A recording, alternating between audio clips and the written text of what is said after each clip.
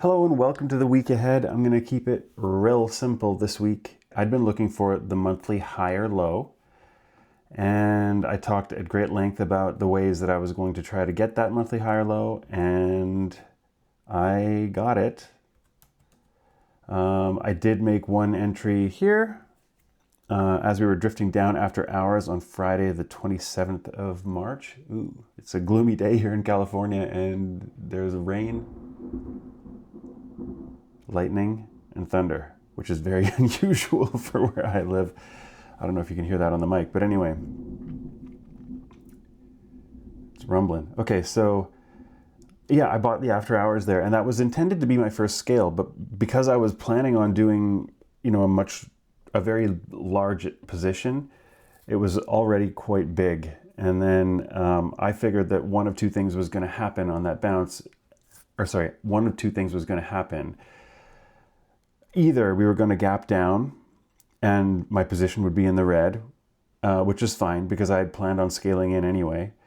And if that happened, my plan was to trade the open there and add to my position at some point. If we saw a continued flush down, I would have been looking to trail whatever move that is on whatever small time frame it was tracking, and then when the turn begins, add a second position. And that never came to be because we moved, I'm not going to say gapped up, but basically from where I bought, we moved up very sharply overnight. So the next morning on the open, I sold a portion of what I had bought because this was not actually in my plan. I was really counting on that gap down happening. And I thought, okay, well, it bounced here. If it's going to continue down from here, then I need to be risk-free. And I was already very in profit from that move up.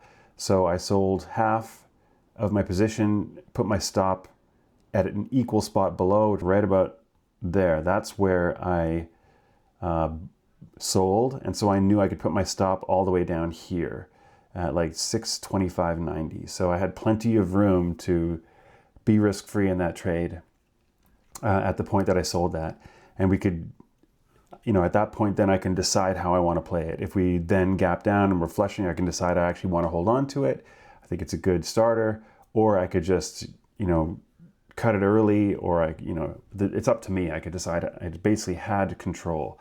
And so this wasn't my ideal setup, but man, look at this bounce. Like, I can't believe what a great bounce this has been. I didn't anticipate any of this happening. I held on to the position until we gapped up here, and then I sold some more on this day, on this huge gap up on Wednesday the 8th. And so I'm sitting pretty in this position and very risk-free on that and planning on holding the rest.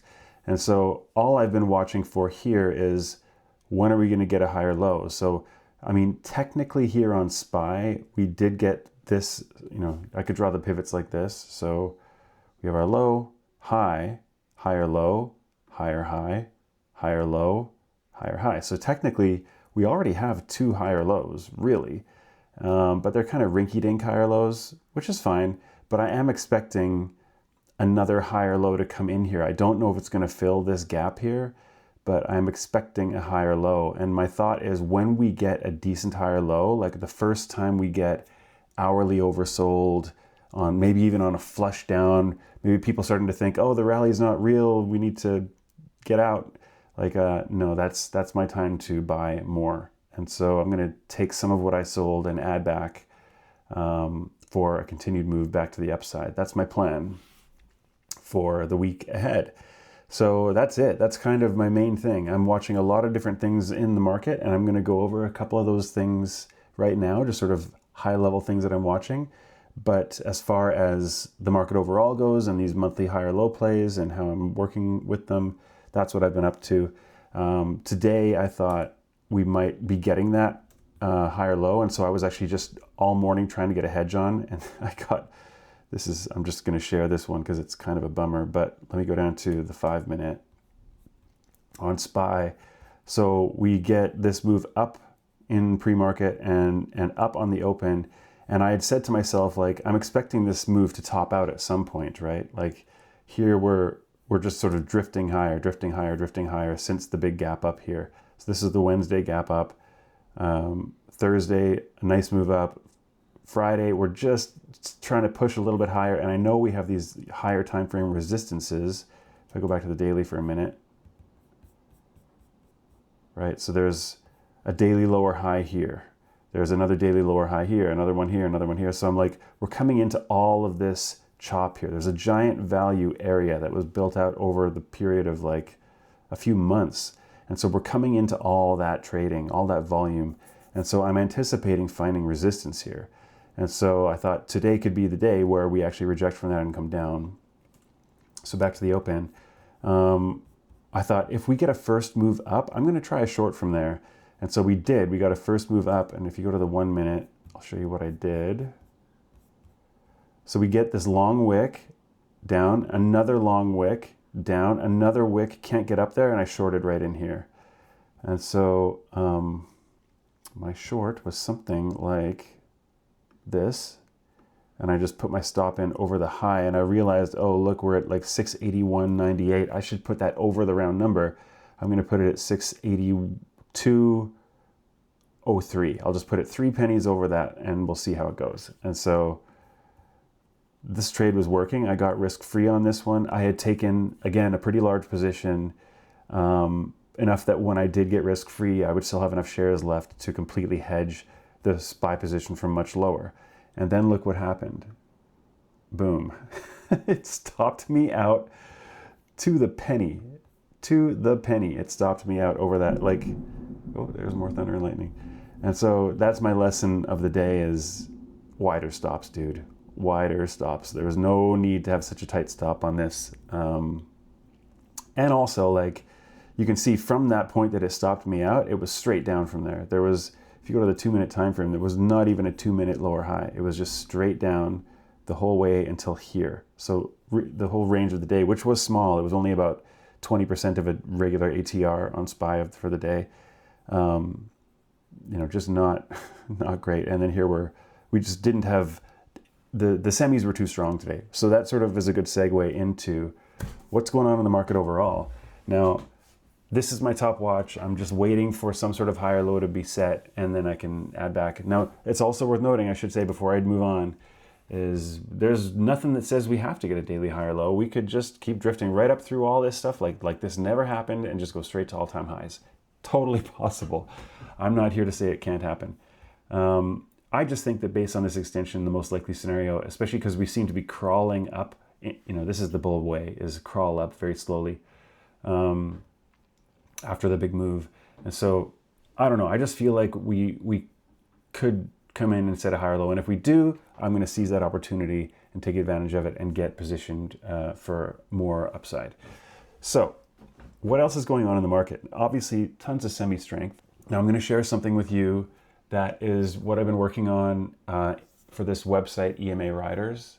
EMA Riders is basically a dashboard of stocks that are trending in a theme. So each theme that I identify, or the system identifies, I should say, is I just feel like if you're going to get involved in a trend, it's really much easier to get into a trend in a group of stocks than it is to get into a trend in a single stock.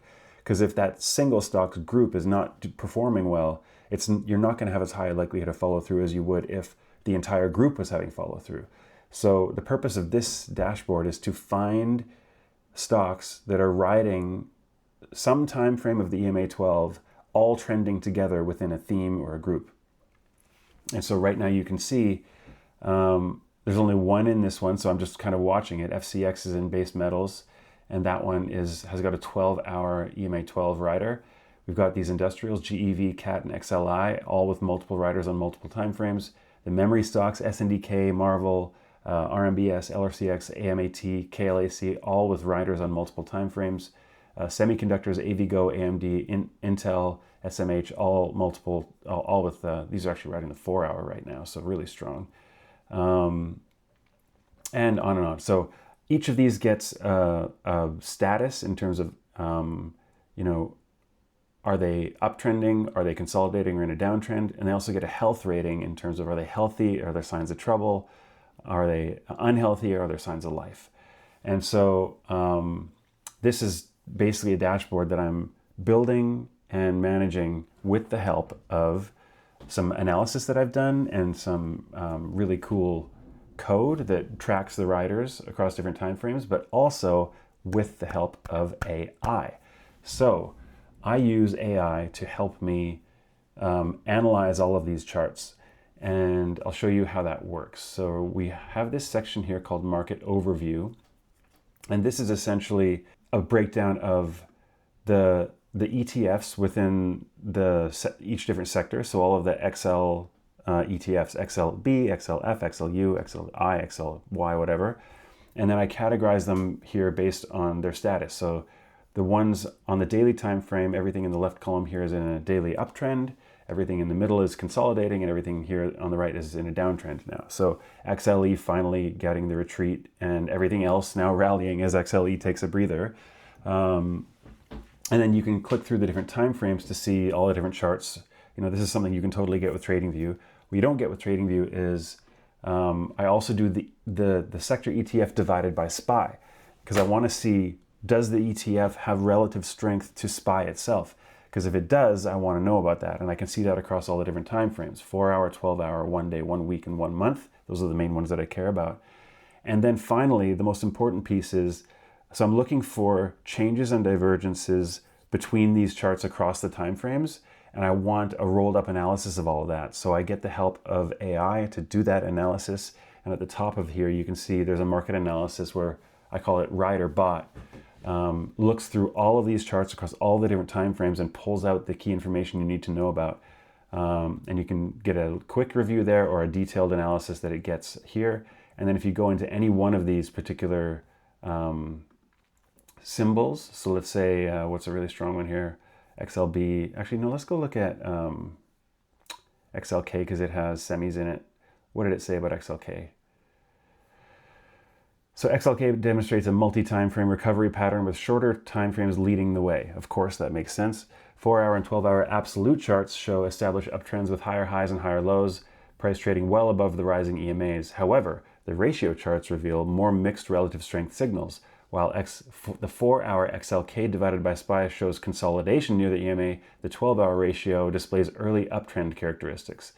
The key divergence appears on longer time frames where the weekly and monthly ratio charts maintain lower highs and lower lows despite these recent bounces, indicating that XLK has not yet reclaimed sustained relative strength relative against the broader market. So this is, I feel like the higher time frame stuff is probably stuff we already know when we all look at the charts ourselves, but this is just sort of giving you an early signal that there's something changing on the different charts. Now, it just so happens that right now, everything is kind of moving together as the market has a bounce.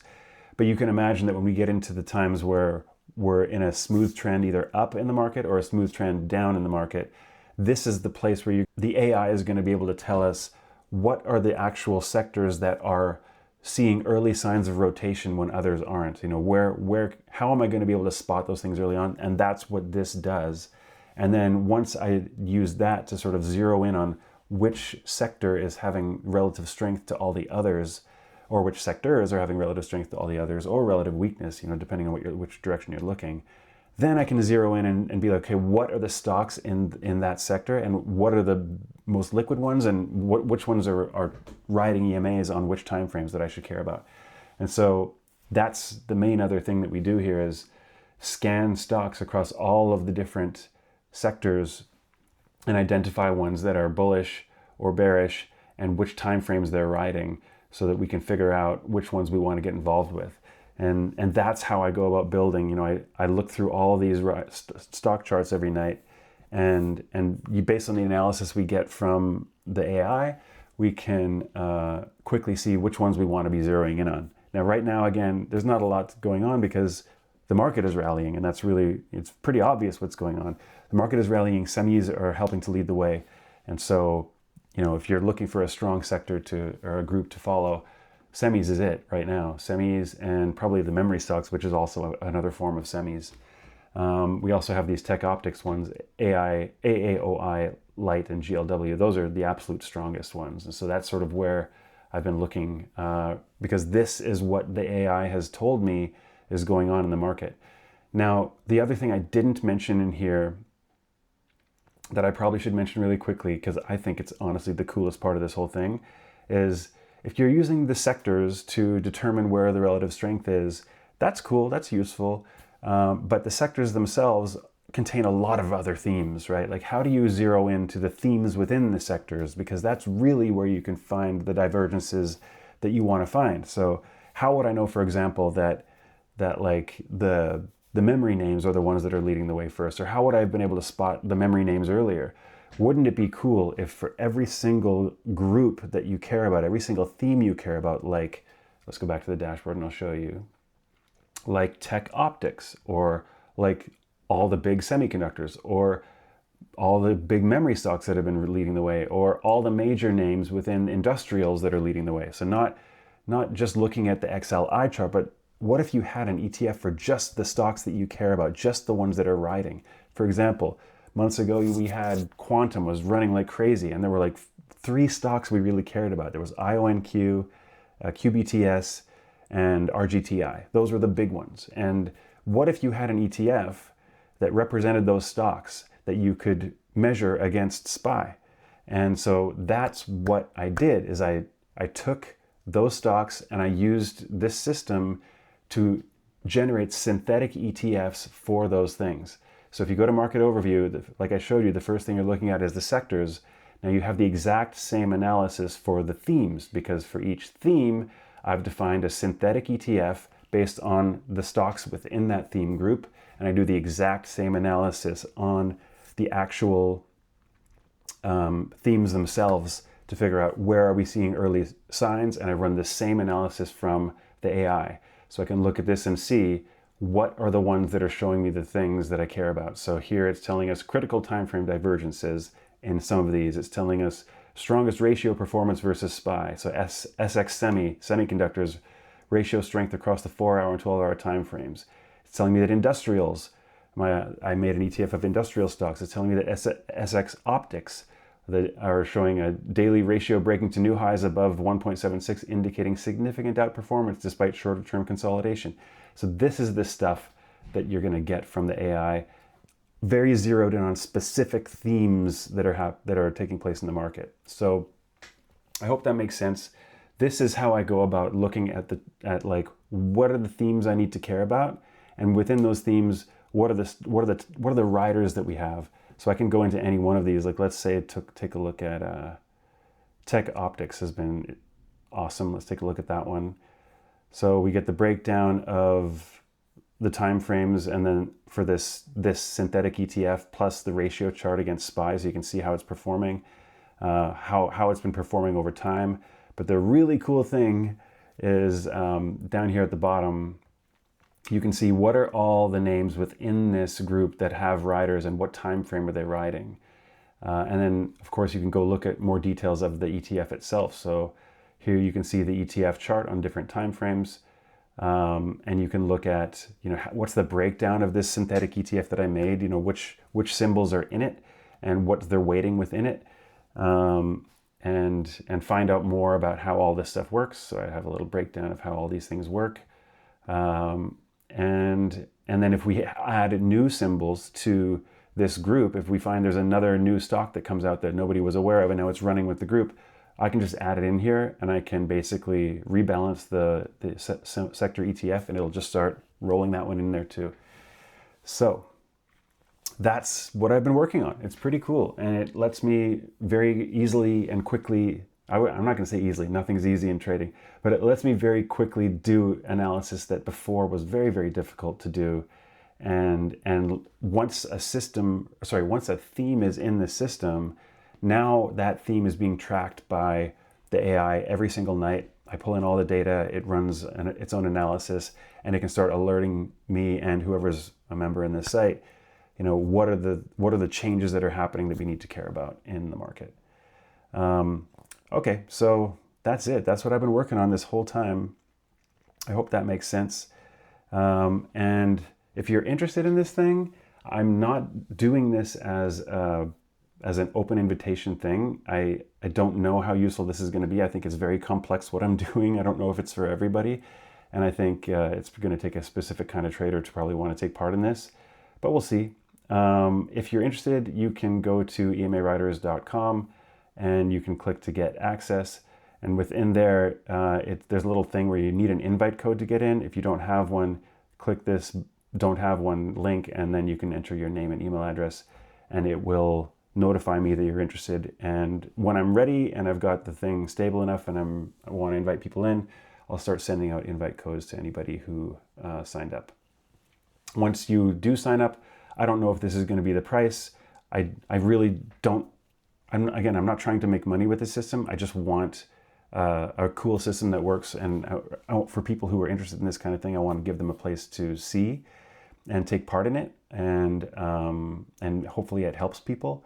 But if you do join, what you're really paying for with that subscription is the underlying services. It costs money to query an API for an AI and get this sort of analysis. It costs money to host this whole thing, to store all the data that I'm collecting. And so you'll just be helping to contribute to that and any future development we do to this application. Okay, I hope that makes sense. Again, back to the market. I'm scouting a daily higher low at some point here. And until then, I'm just watching those specific themes that I mentioned before, semis, tech optics, and memory names. Those are the biggest ones that are running, and I'm identifying the timeframes that are being ridden for those, and I'm just waiting for pull-ins for me to get long. I'm not just chasing these things up. I'm waiting for great opportunity entries on EMAs that are being ridden, which is what that site is all about. All right, that's it for me. I hope you guys have a great weekend, because I'm getting this one out early for once, and happy trading next week. Hey, if you like my indicators on TradingView and you like the content I'm producing here on this channel, please remember to like and subscribe.